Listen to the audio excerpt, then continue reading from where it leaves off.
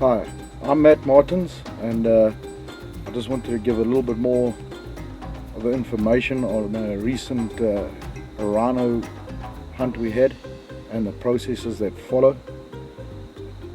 Before you actually are able to obtain a permit to hunt a rhino, you are required to submit a CV with full photographs, with previous experience of dangerous game, CITES imported game into your home country, all registered paperwork that would be from your clearing agent. That's just before the hunt. Even the caliber of the rifle that the rhino would be hunted with. After the fact, on your rhino hunt, there is copious amounts of paperwork, from the rhino horn being actually scanned to check for microchips. If it does not have microchips in it, that it actually gets microchipped. It knows who the rhino belonged to previously, who the landowner was. It's just to have a trace if a rhino horn is found or traded illegally. Then after that, the DNA samples get taken. Drilling gets done on them. They actually get weighed, measured, and all the information on the rhino horns get obtained. Everything has to match up to the microchips that are actually in the horns and the animal's body itself. After that, it gets stored and locked away in a safe location, and to get taxidermied, the two parts, or the cape and the horns, are actually never at the same place until such a time that the trophy is exported. So yeah, Rhino has been spotted. Carter's been kind enough to go out and found the one that we've identified. So yeah, we're on our way. Gonna see where he's heading, and let's hope don't shoot straight. Let's hope.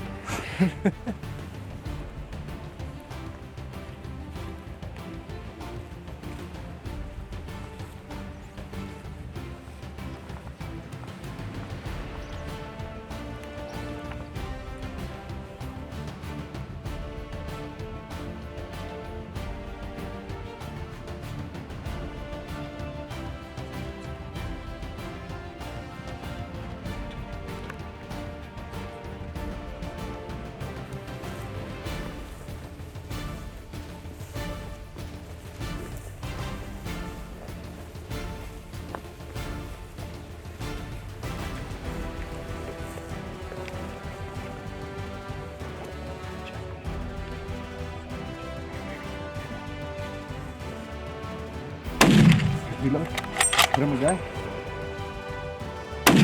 Okay. Put him again. Okay. Okay, top up your mag.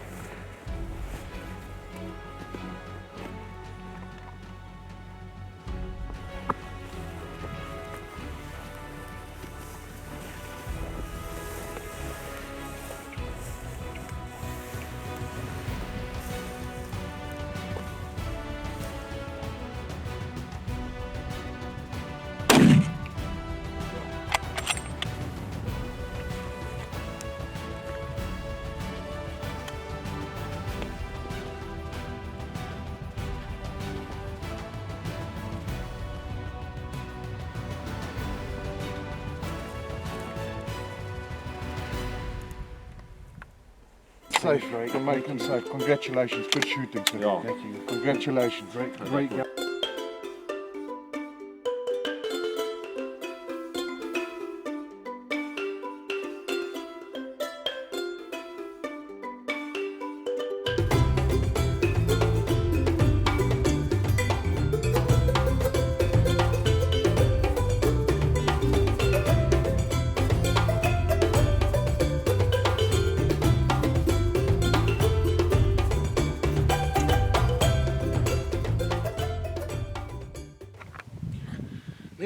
Mr. Carlo Engelbrecht, and Carlo is a landowner and who manages several hunting concessions in the province of KwaZulu-Natal, South Africa.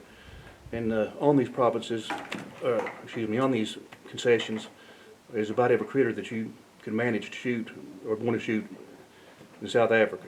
And among those, what I'm here specifically to talk to you about today is the species of the southern white rhino.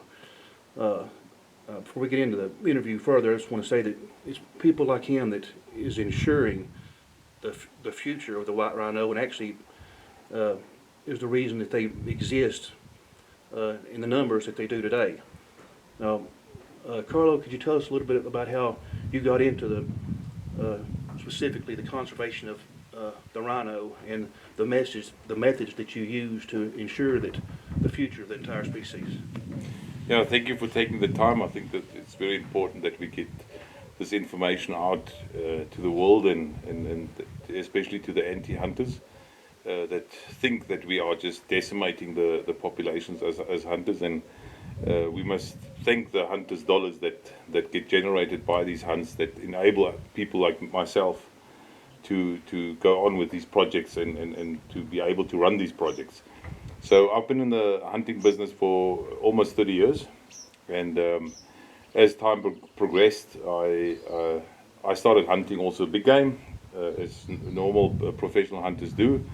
And it came to that point in time where I also started to hunt the white rhino, and I just had the feeling or the urge to give something back, because I felt that the areas and the habitat of the rhino is getting smaller and smaller, and due to poaching, a lot of landowners just get rid of these animals because it's just too much of a risk to keep them. It's a risk for their families, having these animals on their properties, because you attract poachers to your farm and to your farmland, and you endanger your people and your loved ones that you live with on the farm. So when I started hunting rhinos, I just felt that I wanted to give something back.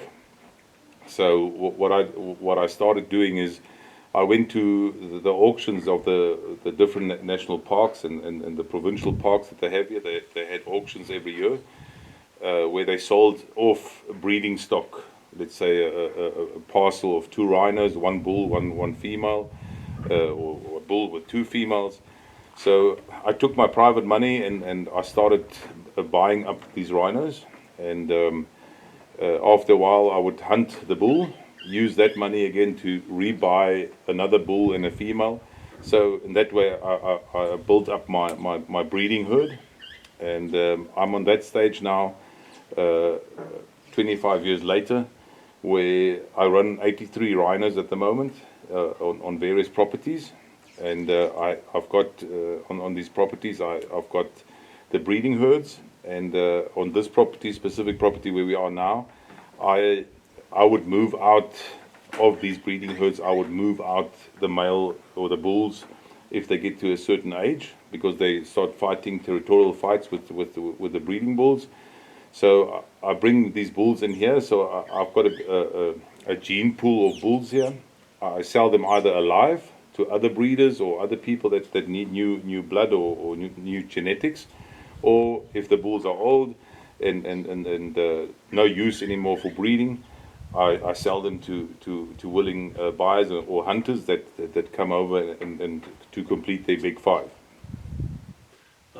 You mentioned the poaching, and it's my understanding that the poachers target the white rhinos because some Asian cultures believe that there's some medical healing powers of the horn, which I don't think science has proven that's even accurate. But just how serious is the poaching of the rhino here, and what steps do you take personally to combat that? And have you ever caught anybody on any of your properties? And what, if so, how serious was the penalties? How serious does the government here treat the act of poaching?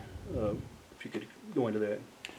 Yeah, to come back firstly to the medical part of it, the rhino horn is like your fingernail.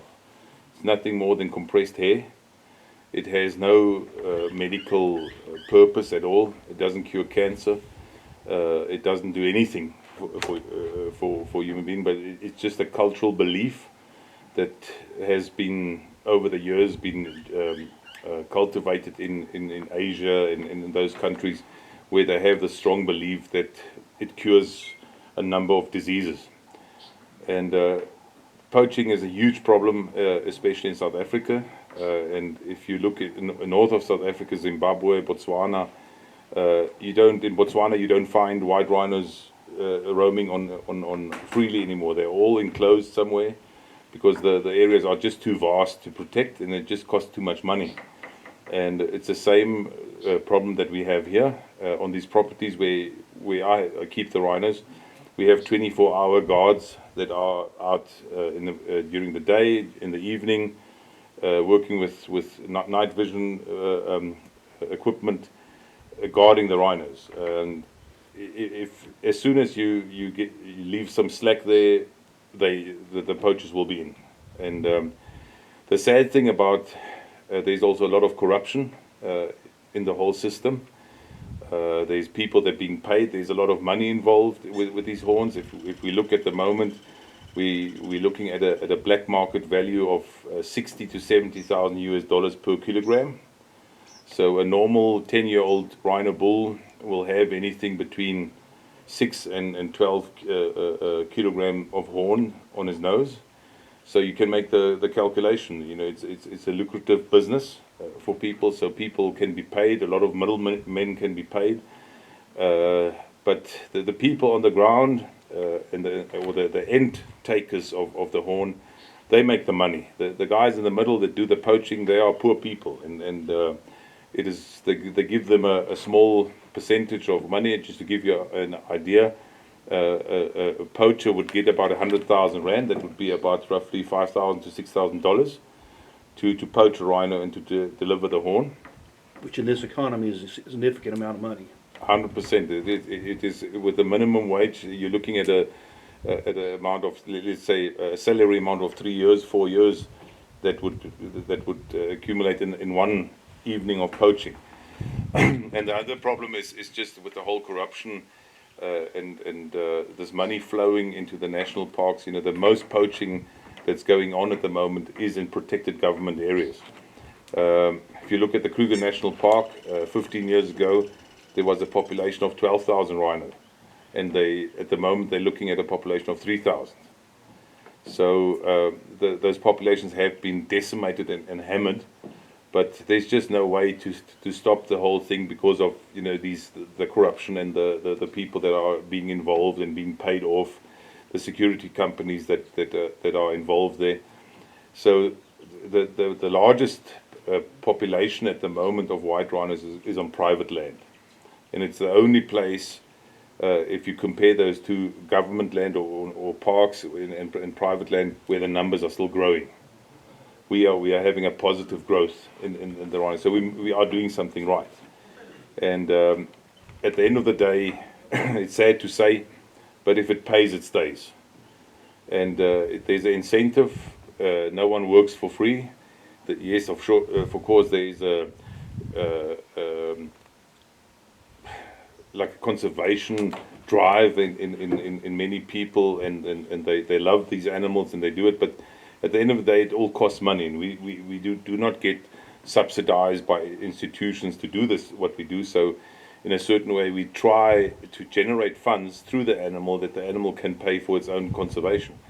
And that's where the point comes in, where it just makes it sad that we don't get the support of our local government, and with the poaching being what it is, and our justice system is still fairly good, but once also there's a lot of corruption. You know, files and dockets get lost. People sit in jail and get, on technical points, they get released again. Firearms that get confiscated from the poachers are back into the system within 4 or 5 months. You know, the same rifle is being found on various poaching incidents. So it's not only the battle against the poachers, but it's the battle against corruption and the whole system at the end of the day. When you sell a rhino hunt, and we'll use mine for example, you know, I killed on one of your nearby properties a nice rhino yesterday. The funds generated from that rhino hunt, and any rhino hunt, goes directly to anti-poaching efforts and also to purchase younger rhinos that will propagate and continue the species, correct? Correct. So essentially, it's a perfect example of how hunting the white rhino directly winds up preserving the species. We're actually hunting them to preserve them. Correct. Once again, it's at the end of the day, it's all a lot of the anti-hunters will say you're doing it for the money, and I always say to them, are you working for free wherever you are working? You're working for money, you're working for a salary. And not everything is nice and beautiful and the stars are shining and Bambi is running over the field.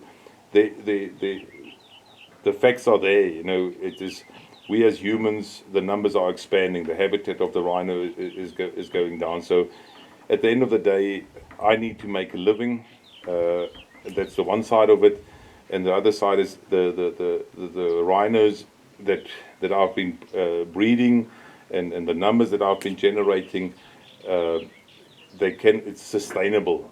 For the rhino bulls that I hunt that are over their peak, that are no good for breeding anymore, they cover the cost of, like you say, buying a new stock, buying new genetics for security, for feed, for veterinary expenses and so forth.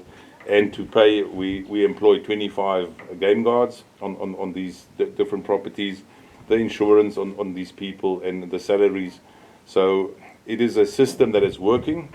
People are earning money, people are earning a salary, and the species is growing. The numbers are growing. You touched on it just a little bit right then, but just to reiterate, to educate the people watching this, the rhinos that are selected for people to hunt, they're always animals that are no longer of benefit to the herd, such as the really old bull that was past his breeding age, that was in decline, that I've shot yesterday, or sometimes possibly a cow that does not produce anymore. It's always a specifically targeted animal because it's not a benefit to the herd anymore, correct? Correct, yeah. We are definitely looking at, if you're looking at the male side, it will be old bulls that are past their prime, that are no more usable for breeding and maybe just too old. Or you also sometimes find bulls that are infertile or they are not good breeders, and they might be younger, but you try to get those out of the system because it's no use keeping that animal for breeding purposes. And yes, every year there will be one or two females that we will hunt that might be reach their age where they don't breed anymore. Out of a rhino cow, they can reach easily 40 to 50 years in age, and they can still produce on 40 to 45 years. They can still have a calf, but after that, you know, the animal just gets too weak or it's too old, and before that animal dies of natural causes, it is better to make that animal to money and to use that money again to maybe buy a younger female from a different area to get new genetics into the herd, or to pay for the expenses of keeping these animals. Also, and again, like for instance, the old bull that I killed yesterday, he was all scarred up. The younger bulls have been pushing him around, but sometimes it's the opposite case. I've been told, since I've learned a lot hunting here in preparation for this hunt, that some of the bulls you target are past breeding age themselves, but they're so territorial they won't let the young bulls breed. Yeah.